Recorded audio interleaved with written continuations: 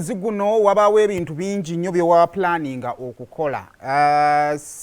Omanyi ebintu bye tukola biringanga oba ngambe kulinganga kwonoona omuntu waayonoona tayagala kutunula gy'ayonoonye. Kakati obulamu si bwe bwandibadde. Bw'obanga olina bye wa planninga okukola oba obikoze oba tobikoze kyandibadde ky'amakulu n'obitunulamuko kikuyambako okumanya lwaki obikoze oba lwaki tobikoze oba lwaki obikoze. So tuyingidde mu ntambuza y'ebyobulamu Red and Green. Toneetunuuliza bw'otyo. Akanyemero ntambuza y'ebyobulamu yakatengako tukwebaziza nnyo webalekera ku program Sumulula tabula ne Buganda Kombucha bibateekamu ssente. Kabundi kamankinze nenga tonali sinnakwetegereza. Omanyi nkutunuulira sikumalayo. Mba njagala nkutunuulira in bits. Omuzungu akiyita bits. Omuddugavu nakiyita ati? Kutunulira magga. Kale kakati onako olwaleero lunaku it is World Hepatitis Day. Hepatitis bakayita kati yakiyita linnya ki? Kikuba kibumba nindikuyanga erina lya kiwaawo. Naye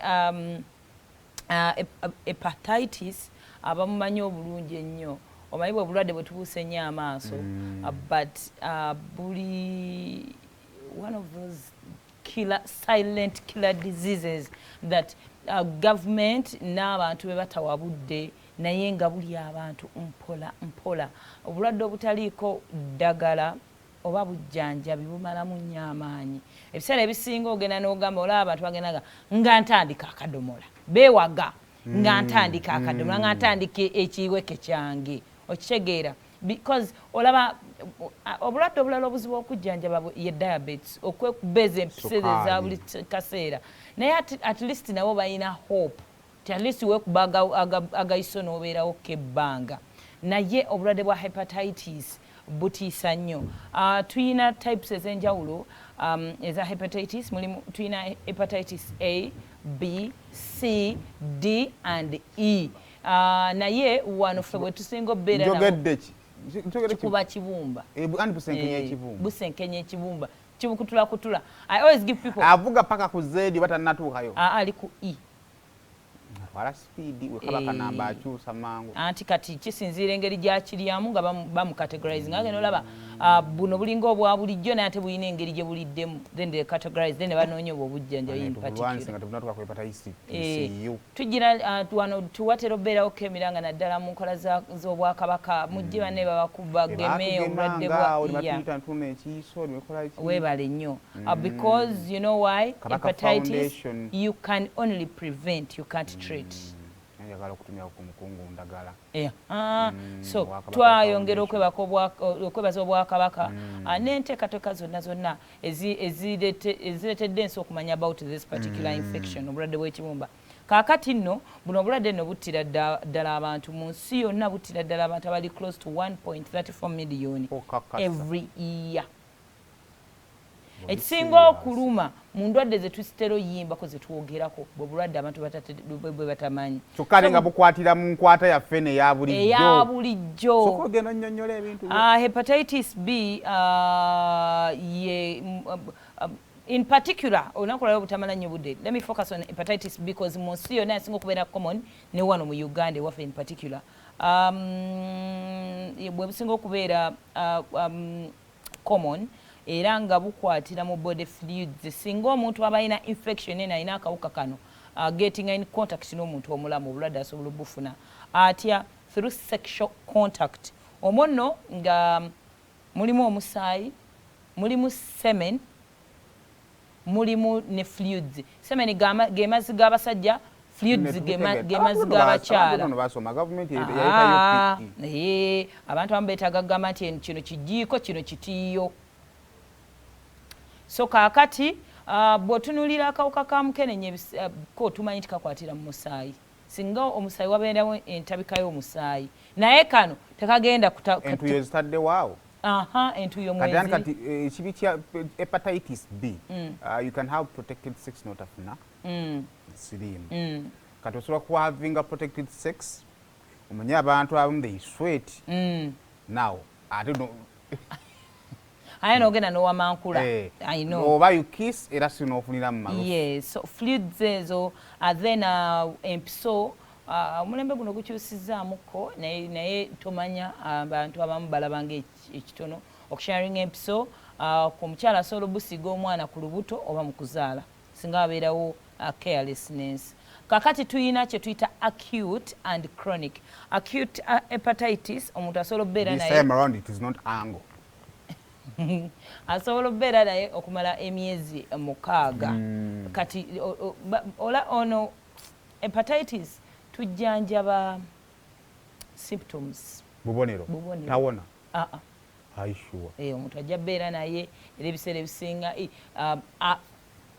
paka kitegeeza okumwegema kyekisinga obukulu bano abakabaka foundation waliwo ffe abaasubwa ffenna tuli vulnerable ffenna tusobola okukwatibwa obulwadde buno tugezaako obugeza kwekuuma naye nga kisoboka so then oli chronic yabeera omuntu ogenda beera naye ngaobulwadde buno buli chronic tyoyo kati afunye olulwadde lwe olukongbuba olulwadde lwe so kakati bakulagano singa omuntu abeera nga bamugema most especially the adults asobola okurecoveringa actually naye nga wagemebwa nga yetumanyi nti okugema kiringa mwana nalwala measles naye nga yafuna ka vaccine ka measles asobola okuwonera ddala naye ate mu baana abato most especially nga tanaba kufuna vaccine ayinza obutawona kyekisinga ate obubi eri abaana ato n'abeera naye ngaali chronic nga bajjanjaba just bubonero n'amuluma paka lwamugjawo so talina cure just alina prevention methods bwe tubeerawo ne tuyimba mugende genda bakugeme n'amalwaliro amalala so oyinza obutalinda calls zino ng'omuzadde oyinza okwekola noga kati wano omwana wange watuuse kangenda basawo they can advise katugende abaana affe babeereyo as a parent olowooza omwana akyali muto naye nga atandise okubeera sexually active actually bino byonna ebyempiso kuba byo tebitera bbeera thingi and omuntu watuukira ofuna olubuto abeera asose neyegatta n'agenda sexual contact so bw'olaba nga ebimu ku ebintu bye twandibadde tukola as parents olaba nga omwana we agenda akula 15 years and above mutwale bamukube vaccine eno bamugeme abeerewo gwotuule eri olinde bulinzi ekinajja osobola okujjanjako ku symptoms bubonero ki bwe tumanya usually abaana abato tebalagana bubonero bwa hepatitis ayinza obeera omu ne bumulwa kyobula nga we bujja bufuuka chronic cause baba bamulya dda ekimu baba bakisenkenya dda naye ng'obubonero tabulaze so bulagira nnyo n'abantu abamu ne most especially abantu nga gundi yaabwe eriwa balina ka immunity kaabwe akagumu naye ayinza obeerawo ekibumba nga bakisenkenya naye nga talina kabonero kaalaga so olumu tezitera kulaga naye mu bantu abasinga obungi obubonero bujja kweraga ku mwezi gumu paka ku myezi ng'ena then you cannot wateka okwaliwo obubonero bwe buno wammanga olubuto kuluma ekibumba kiba kitandise okufuna obuzibu olubuto muli bantu abeera nagasa olubuto lunsumba olubuto luba telugezze olina lumalegejja naye nga olubuto lukusumbulira of course ekibumba kiba tekyasobola sengejja one of the most common signs is dark urine twabalagako wano ku musulo oguli nnomo n'ogugenda nga gugenda gulwala akafaananyi ako ndowooza producer sokukanfunira so manya ekibumba kitandise okubeera kiba tekyasobola sengejja bikyafu so bijjanga bwe biri olumu ekibumba kirina kubeera kya red kati ogwo omusayi gw'ekibumba gutandika okuyitamu obuyisi then olusujja because infection kati eri munda ennyingo okukulumirira okuba nga tokyayagala kulya okumema okusinduukirira n'okusesema of course okubeera ng'oli muko weakness and fatigue n'okufuna kye tuyita jaundice olususu lutandika okufuuka olwa yero olwa yero nga tosobola kumanya toddeeyo n'ogamba nange enaali entuuse ne mu musaayi ojagadde kutuuse mu musaayi osanga oli yeewana bannange ntegadde Museveni kati andabika ne ku lususu n'amaaso ne hepatitis B yes n'amaaso gatuuka ne gakola ki ne geeruka to some people nga kifuuse so chronic bazimba embuto kuva ku luno olubuto lwogira naye akabuto nga katumbidde butumbizi olunyigako terudda munda so ebiseera ebisinga ebeera ki ebeera ya so wano susu w'omuntu alina kubeera very good alina kubeera pale tonywa mwenge onywa mazzi olaba ne wonywa obutunda nga bwabadde too concentrated kayero kano kajjagira ndi you will know olumu oba oli ku ddagala particular medicine gy'omira ojja manya nti kati kano kayero kalimu lwa ddagala abamu gwogwamwe gwa kala ziri lwa bintu bye mukozesa but susu is supposed to be very good pale ng'amazzi then good kayero akatonotono wano era tugenda mu kayero akali fair then light dehydrated sometimes kati oli awo omwenge either gwe gusinga amazzi agali mu mubiri temuli fluids mu mubiri gwo nga woolaba kati ebiseera ebisinga wano mu red wano woolaba ofuse orange red yellow olina infections munda ekyandibadde kisengejja tekyasengejja kati obukyafu bujja direct so mu ngeri ng'eyo osobola olabira tukola tutya okulaba omusulo gwaffe tugufuke mu bucupa mpozi nga ogamba ofuka mu nsiko oba mu toyi ya kinnya ne bw'ofuka mu zino toyi flashing nfuka mu kacupa n'engwetegereza bwe nti toli musawo naye bw'ona ogenda mu ddwaliro omusajja ajja kugamba tuleetera omusulo gwo nze tukaya nti nga mufu nnyo kati nitagana entwala nemmanya kye mbatwalira olwo omanya nti mufu nnyo n'otagutwala you're looking for treatment so gw'otwalayo butwazi abantu abali ku risk factors y'okufuna buno obulwadde baliwa abantu bw'oba okola unprotected sex Uganda teggweewo kye nagambye nti ffenna tuli bakiise mu paliamenti y'obulwadde buno then okubeera ne multiple sex partners otambuza butambuza wano wali jjojja okujja obulwadde obwo ate ojja obuspreading ku banno ne gy'otambudde ogendayo toweekuumye then n'omala n'osomba then abantu bano kati kikolwa kyekireeta oba eyo gy'ojja bansagala tutabike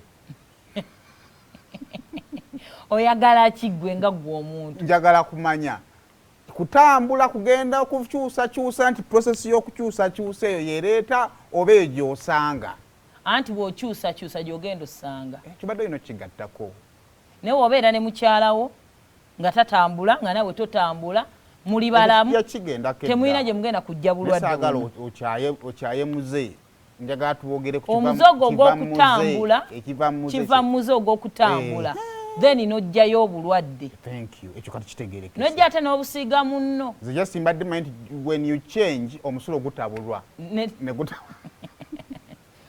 then abantu betwagambako wano abavuga reverse abavuga ku kyettaka nabo bali ku risk factors bw'oba ng'okola mu mulimu kati nga bw'onoogamba nti abakola mu laabu omulimu ogukexposinga okumixinga omusaayi gw'abantu abazaalisa kyobula nga gloves aki naddala nnyo abantu mu malwaliro ga gavumenti batuma because I practiced from there oba maama agenda zaala n'omugamba leeta gloves wapracticingira mulago yekali eddwaliro lya gavumenti ogamba opracticinga kemulago angambye abantu abakola mu malwaliro ga gavumenti olumu beesigulira ku gloves za gavumenti oba ez'abalwadde so gwe nga gwe omusawo olina okubeeramu ne gloves ezizo omuntu nga in case tayina oyambale gloves omuyambe bano ba bubenje bakoze batya bonna osobola okubeera ng'obayamba tulina wano intravenous drug users abantu abakozesa buno bucanulas bwe tukozesa omusawo alina okugulirawo empisa eyo ng'ogiraba but I think they do it naye bw'obanga obadde tusussewo ekyokulisa ikolinga okuleka mu byalo eyo nomuna ebimu tutulowooza bikoma wano Kampala osangamo nga nga yagula empiso ye ya famire mukakliniki mugamba mwakitebwankubidde yes so omusawo alina okujjaawo anti bazibala so tofa ku ssente fa ku bulamu bwo akagula awo ate kakozesezza takazzaako akasuule but I think ennaku zino bwe bakola bulungi bw'okanyiga kati ne kagwerayo kamenyeka n'empiso yennyini egira kata so kaba kakoononese then tulina wano obwana obuto to chronic carriers bw'obanga maama wo mulwadde obwana butera okubeera at risk individuals sexual health care workers abasawo and prisoners and other bwe bityo era bwemubeera mu bulamu bwe bityo byebyo so abantu nga boyina okwegendereza complications za buno obulwadde busobola okuteeka enkovu ku ki nga we nagambye nti osobola bw'obanga oli bakugema busobola okukukwata but busobola okuleka enkovu ku kibumba ekibumba kiba tekigenda functions zaazo of course ziba zigize. Wagenda enkovu tewadda mukola bulungi. Tekijja kola mirimu gyakyo bulungi. Of course the biggest problem is liver cancer. Maliriza ofunye cancer w'ekibumba. Ate era organs zino mu system yaffe zerinaanidde. Ekibumba oluwona ng'obulwadde kitwala ku mawowoolo. Ku mawowoolo nga kitwala ku gundi ku kalulwe. Bwe kityo omuntu ng'ogenda okugwerera system yonna. Then liver failure busobola buyinza okuba nga wakakwata ekibumba ne kirekera functioning. Awo abantu bawulira nti bakoze liver transplant bagenze ne babakyusa ekibumba. So oba oyagala okumanya ekibumba kyaffe ng'abantu bwe kifunctioning mugula liver yo, gulayo ka half ka liver. Oba okayiweko allergy, oba okateekemu mpeke, okijjako kano akaliba k'okungulu, ojja laba engeri gye kisobola okusaanawo mu ddakiika tewali. Ne bw'okyexposinga ku musana kiri that fragile. So kino kye kibumba kati ekyo kye kirina enkovu kya hosis ye term yakyo ekibumba nga kifunye scar. Then eri normal liver.